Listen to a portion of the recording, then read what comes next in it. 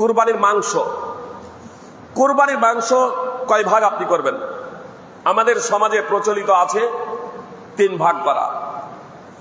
কোরআন এবং হাদিসে স্পষ্টভাবে কয় ভাগ করবেন এ প্রসঙ্গে স্পষ্ট হাদিস নেই।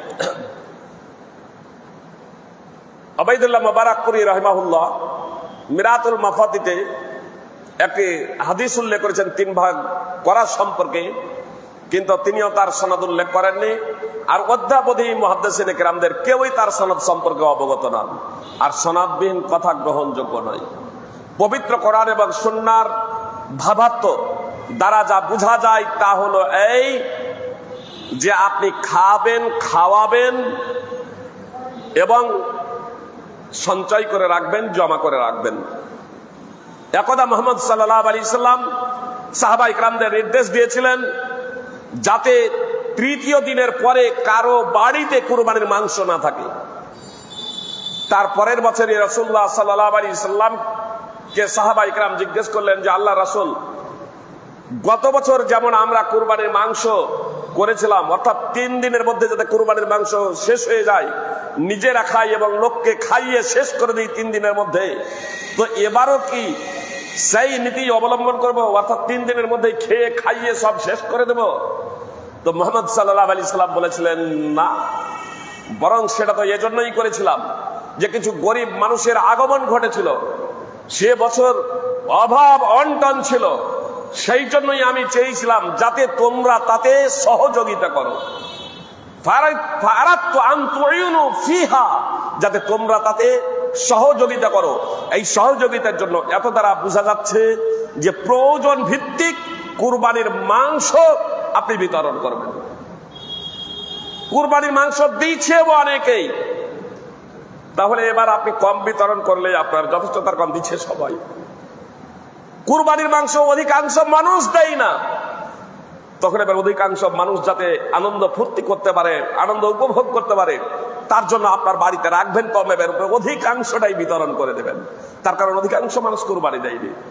অত্র হাদিস দ্বারা বোঝা যাচ্ছে যে প্রয়োজন সাপেক্ষে কুরবানির মাংস কম বেশি রাখা এবং বিতরণ করা যায়।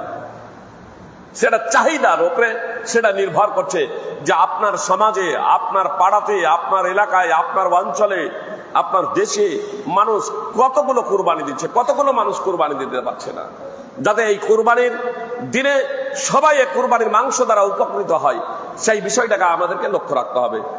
একমাত্র আমরা আল্লাহ তাআলার সন্তুষ্টির জন্য কুরবানি করব, অতঃপর কুরবানির মাংস দ্বারা আমরা নিজেরাও উপকৃত হব, অন্যকেও আমরা দান খয়রাত সাদকা করব।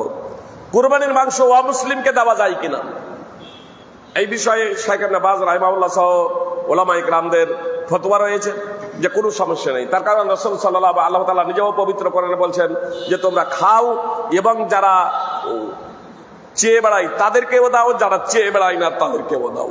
খাও এবং খাওয়াও, খাও এবং খাওয়াও। মুহাম্মদ সাল্লাল্লাহু আলাইহি সাল্লাম বলছেন কুলু ওয়াদ্দাকিরু ওয়া তাসাদ্দাকু, কুলু ওয়া আতিমু ওয়া তাসাদ্দাকু, বিভিন্ন ভাষা ব্যবহার করেছেন। খাও, খাওয়াও, সাদকা করো, খাও, জমা করে রাখো, দান খয়রাত করো, বিভিন্ন ভাষা ব্যবহার করেছেন। অতএব খাবেন, খাওয়াবেন এবং জমা করে রাখবেন। কুরবানি মাংস আপনি যতদিন ইচ্ছা রেখে খেতে পারেন, কোনো সমস্যা নেই। আপনি খাওয়াবেন, আপনি জমা করে রাখেন। এখনো আমাদের সমাজে কিছু কিছু ভুল ধারণা রয়েছে, ওই 3 দিনের নিষিদ্ধ এটাকে অবগত জেনে নিয়েছে, দিয়ে তারা মনে করে আর 3 দিনের পরে তো আর কুরবানির মাংস খাওয়া যায় না, অথচ দেখি অনেক আলেমই আবার খায়। আসলে একটা প্রেক্ষাপটে রাসূল সাল্লাল্লাহু আলাইহি ওয়াসাল্লাম নিষেধ করেছিলেন, তারপরে আবার খাবার অনুমোদন দিয়ে দিয়েছেন। অতএব আপনি যতদিন রেখে ইচ্ছা আপনি কুরবানির মাংস খেতে পারেন।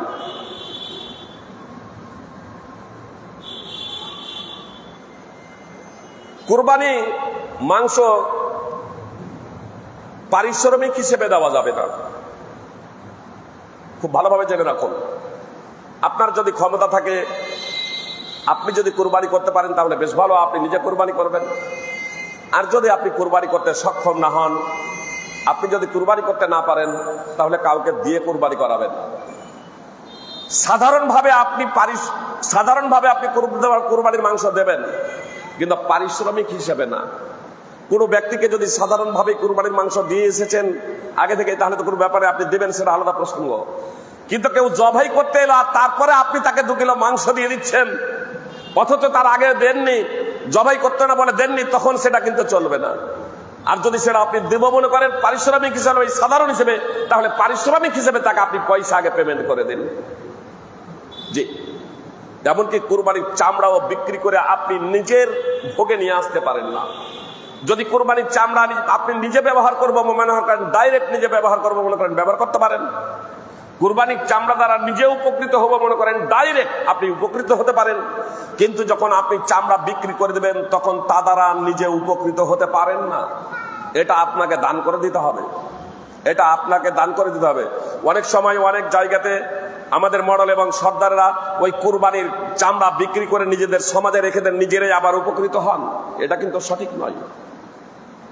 কুরবানি থেকে কোনো কিছুই, কুরবানির চামড়া থেকে কোনো কিছুই বিক্রি করার পরে উপকৃত হওয়া যাবে না। এক তো বিক্রি করা যাবে না সাধারণভাবে, বুঝতে পেরেছেন? যেমন মাংস আপনি বিক্রি করতে পারেন না। আপনি যদি মনে করেন কুরবানির মাংস বিক্রি করে দিয়ে টাকাটা লোককে দান করে দেবো, এটাও আপনি করতে পারেন না, এটাও আপনি করতে পারেন না।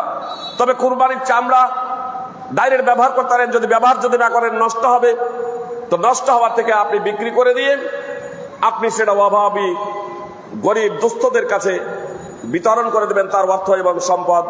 এটাই হচ্ছে এর বিধান।